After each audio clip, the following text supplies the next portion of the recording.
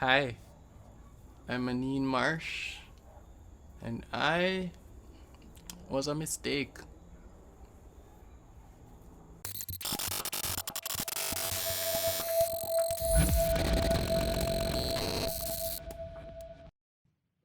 Two friends from an island in the Caribbean set out on a journey to find inspiring stories told by the persons who live them. So with a camera bag and an open mind, they learned that the best part of life is not the destination, but The journey.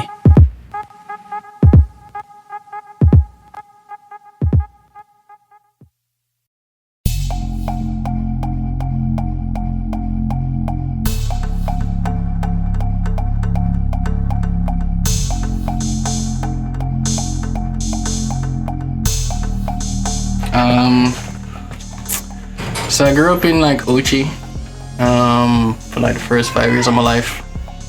I remember when I was 2 years old, my mom used to say, I'd be up in the yard playing and you think of like 10 away the other day, front yard of playing and just me one, just a ramp, you know.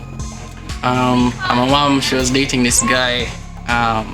He was cool, I think, like initially it was fine, you know, like, he was kind of strict, but you know, you little and you think that that's just how things are. I think around 5 years old I moved to Portmore.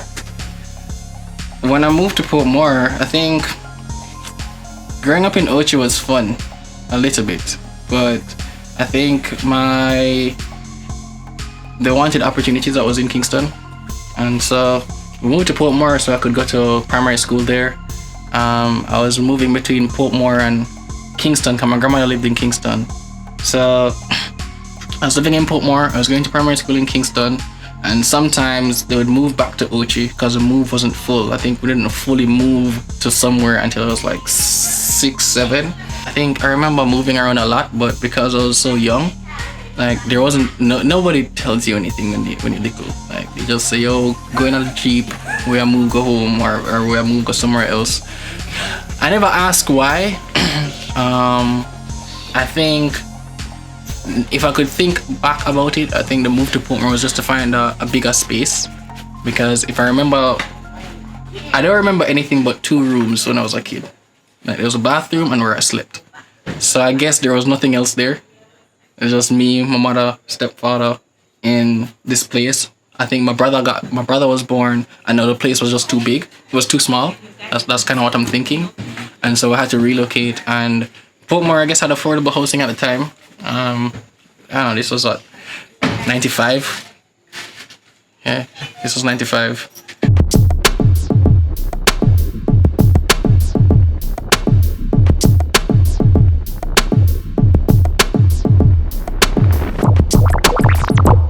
And things were fine until my little brother was born, and then I don't know, that was his actual kid, so like the relationship with me just did different, like yeah, like lessons and they get physical and just unnecessary. But that was just a part of bringing whatever object made sense to discipline you at any particular time, regardless of what rules you play by. So if you lie, you get hit with the object. If you tell the truth, you still get hit with the object. He was an opportunist, and just unnecessarily angry all the time. But he'd just be like almost on a schizophrenic level. It's just like one moment we're good, and then all of a sudden like oh shit, we're angry. All right, cool, give me a second to catch up with what's going on. I know him very well. That's my stepdad. I think, I don't know, like when he had his son, I think I was no longer, I guess I just wasn't as significant anymore. So it wasn't a case where before it was like so much investment in being proud of me and being smart and being a smart kid. No, like I just anything and I'd get like the shit kicked out of me. And it's not like say I was not a rude kid. Yeah, I was rude, but like getting beaten with anything, you know, like a radio card. You know what's interesting about a radio card? Like when you get beat outside, like you hear the whistle before it like hit your back, and it hit you 2 times. Like the impact of the radio card and the tip it just whiplash and hit you on another side. So it's like you get hit twice and it scars. If I could, I'd have to sit and ask him like, yo, why did so wicked, yo? Like there wasn't, cause I never asked questions. I just went with it. If I could like kind of pull it back a little bit, I think maybe he didn't like the idea that like I existed. Like I wasn't necessarily his kid. It was, I don't know, I guess my mom didn't know what to do with that situation, so she'd be more disappointed whenever I get trouble and scared than anything else. And my little brother didn't really get much punishment. I think I just get punishment for the both of us. And I think at a certain point I realized that I wasn't the only person getting abused in that house. It was everybody but my little brother, including my mother.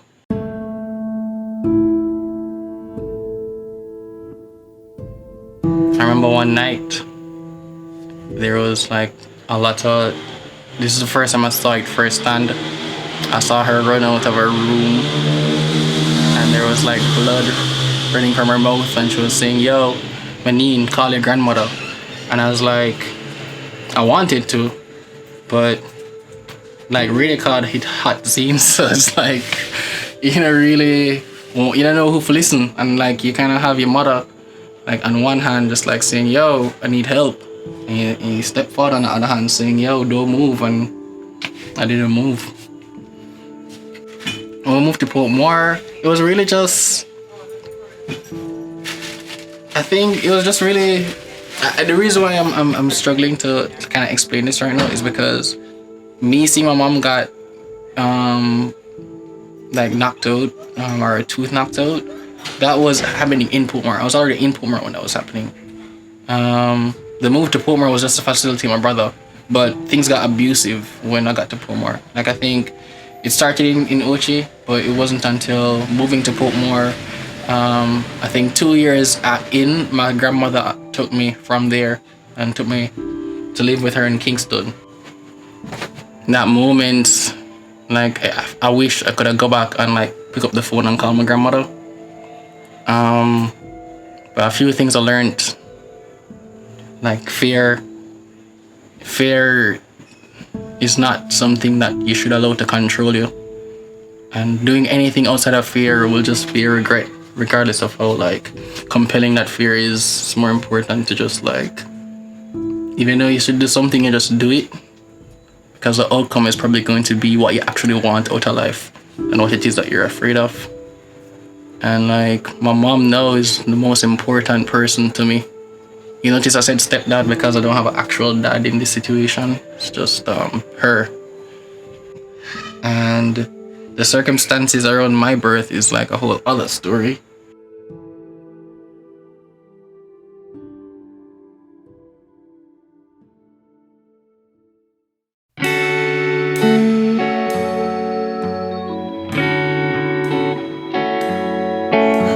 My actual dad, I don't know much about him.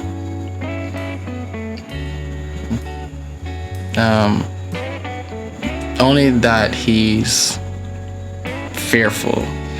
Yeah. Cowardice. Smart though. Intelligent man. But a coward. That's the most I could tell you about him. So this is a story I was told. When I met this guy, they didn't, and it's so weird talking about mother like this, but they didn't have sex, right? They were just like fooling around.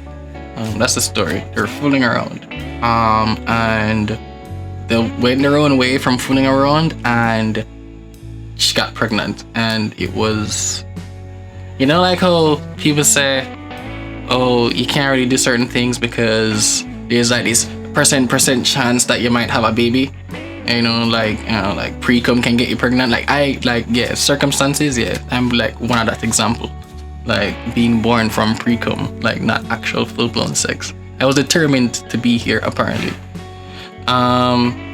But yeah, the situation though was because I wasn't supposed to be born. It turns out, I guess my dad was engaged, and like him and my mom was just like doing a quick fool around, and like somebody stopped and decided not to because it wasn't the right thing. And anyway, I guess it put him in a situation where it was easier to just go like, yo, I'm avoiding this scenario, I'm getting married, I have a kid, than to or I'm starting a family, than to kind of just like say, oh, okay, shit, this odd chance happened, let's see how it will work. So it was just me and my mom and my older sister, I guess. So that's the story I was told. Like later on, I ended up meeting him. Turns out he's doing well for himself in the financial industry. Like we have a lot of similarities in terms of our background. My background being tech, his background being in tech, and so I actually stumbled into him in a room once. It was my cousin's graduation. My cousin is younger than I am, like 2-3 years younger than I am, and apparently he was there for his son's graduation. Weird. And it was the first time I met my dad, like at my brother's graduation, I guess. I remember my auntie was the first one who was like, yo, Maneen, I think your father is here. Before that, I've never seen this man before. Like before that, he didn't exist. And so it was just surreal, just like it was both like, I think coming from a situation where like I had to live with I had to live in an environment where it was very physically abusive. I don't think I processed it. Didn't break me. I was just like, okay, cool, that happened. It wasn't like an emotional response. I think I was so conditioned to like deal with trauma that where that I guess should have been traumatic, it didn't mean anything to me. It just felt odd. And I was trying to kind of figure out what role should I play. Should I play the role of being distraught? Should I play the role of being angry? But I ended up just being like, all right, cool, yeah, whatever. I didn't talk to him. I couldn't look at him either. Like maybe I glanced at him, but like I think he saw my mom and recognized my mom. He might have seen me, but there was no intentional eye contact. That didn't happen until maybe 3 years later.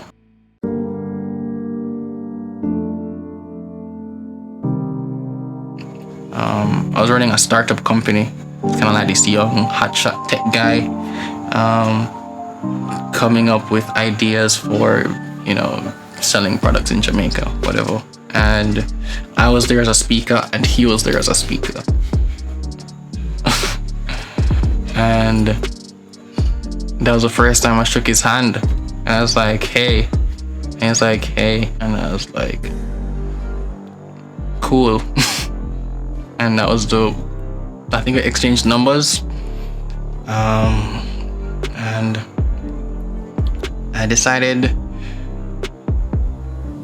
after just like stumbling into him so many times, I think there was a point where I was like, you know what? Let me just make an attempt to see who this brother is. Because somehow, I don't know, he wasn't verbally saying, okay, yes, I acknowledge you as my son, but he was doing things that you only do for your son. For example, when I needed my visa and I needed a mother's name and address and a father's name and address, I called him, explained the situation, and he gave it to me. And so it was like, okay, is this person like acknowledging that this is legit? Like, okay, we're going to have this conversation.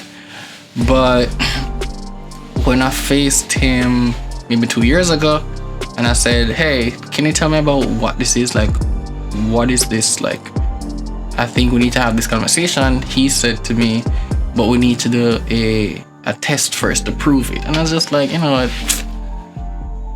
By that time, where I was in my life, where before meeting him at that point, I thought that I was living my life to prove to him that I was worthy. So I was like hotshot tech, I was brilliant, I was AT&T to kind of prove him, say, yo, I am worthy of being acknowledged. When I had that conversation and this was the conversation, I was just like, but brother, like, I am above you, bro. Like, you, like, this is pointless. Like, me kind of having this conversation with you. I don't have conversation with people who are not offering me any value. Like, I just don't build relationships with people who I can't find an equitable exchange with. That's how I live my life. And so I couldn't find myself making an exception for this brother regardless of whatever role he plays. So I just decided that I was going to be the last conversation. I was kind of happy with him. So yeah, it's just me and my mother.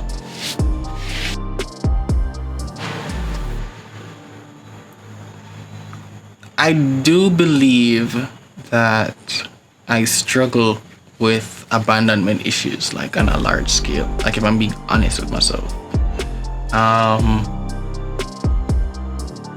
I don't connect with people on an emotional level very often. I choose not to. I realize I don't really need an emotional connection to be a good person. Like, I can just choose to do good things. And I realize it's more consistent to actually be able to make choices versus make based on decisions and make choices based on feelings.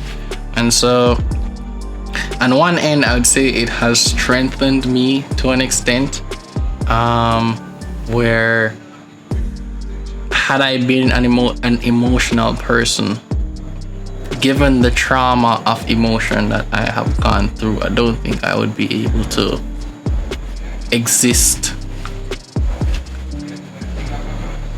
And so now the pro is no father connection means figuring out how to go through the world kind of and navigate the world without a dependency on what you're feeling. Con is that when you're trying to build a relationship with a partner and it's all about feelings, you kind of have to retrain yourself to kind of open up to people who care about you. And that's kind of what I'm learning to do right now in life. Kind of, how do I be vulnerable with people who care about me and not just assume that care is temporary, connection is temporary, or even if it is temporary, being okay with the nature of it. I don't know if that makes sense to you guys listening, but it's pretty much what that has done for me. It's a complicated scenario, so it's a very complicated answer.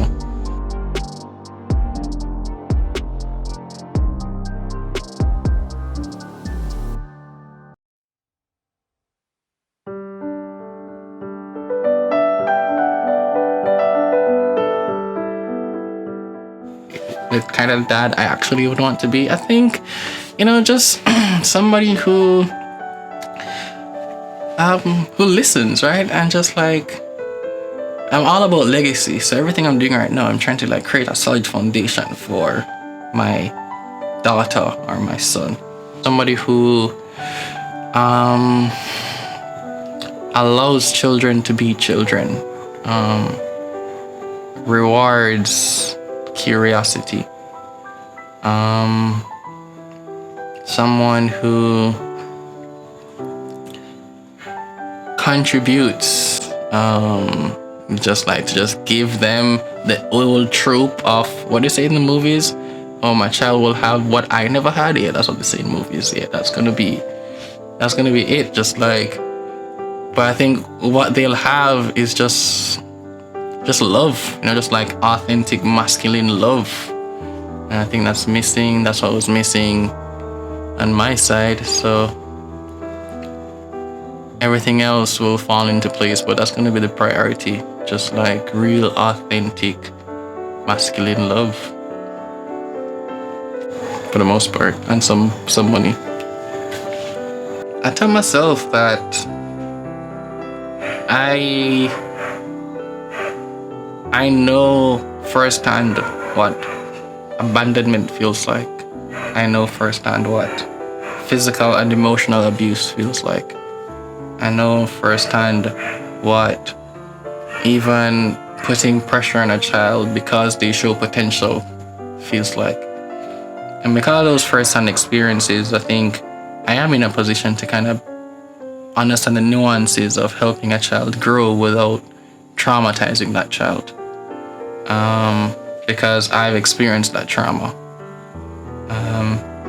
It could have been a case where I grew up angry, and so the only thing I know to do is to express and repeat the actions that created that trauma in me. But I think fortunately my interpretation of my life experience has been very different, where it's not an opportunity for me to repay or avenge my young self, but an opportunity to learn from the mistakes of other broken human beings and understand that I don't have to repeat those, and I know the cause and effect of that, and there are ways to teach children, my own child, the lessons I learned in life without necessarily having to put them through the experiences that I went through. So I think I'll be fine. I think I'll be a decent daddy, you know.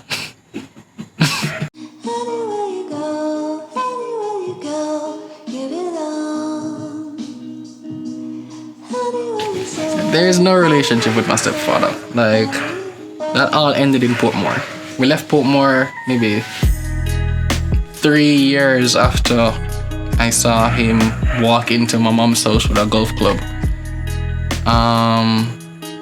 And kind of moved around a little bit, but when she left and she escaped that relationship, she escaped him and we escaped him. So he shows up every now and then to talk to my little brother because it's his father. And there's no animosity. Like, I'm not angry. I just decide that he means nothing to me, and I can decide that decisively. Yeah, I'm a very independent person because of it. Yeah. Mom being alright for herself. She's making better decisions than men. That's for sure. You know, mom's in a healthy relationship now. I think herself, she has learned a lot about life and, you know, just like dependency and,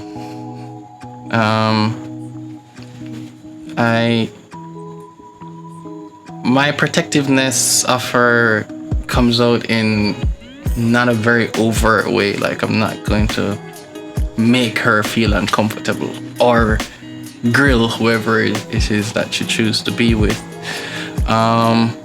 But fortunately, I haven't had to experience her being in another abusive relationship. I think right now I'm thinking about it and being in a position where I can do something about it. I think, yeah, she doesn't necessarily need to. She's made good decisions, so I don't need to do anything. Right now, what I try to do for my mother is not necessarily protect her, but be there for her, just like support her is what I try to do.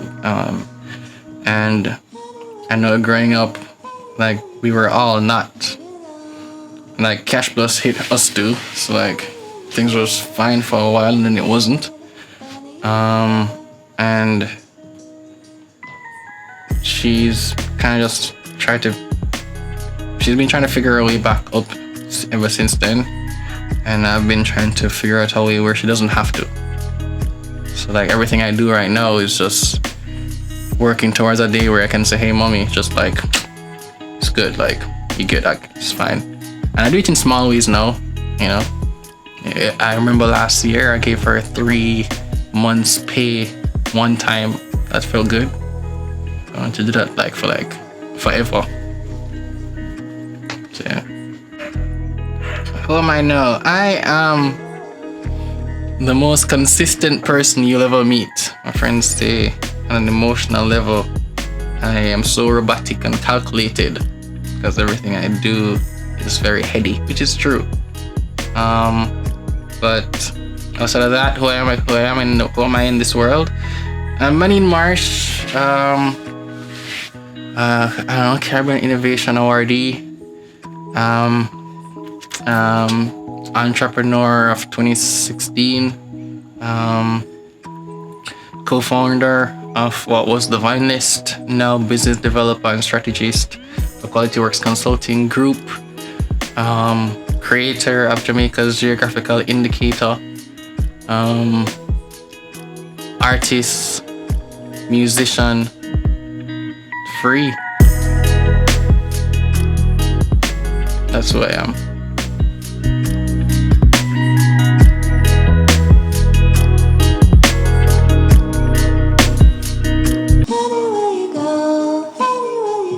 I'm Maneen Marsh, and yeah, there's no mistake about me. You see?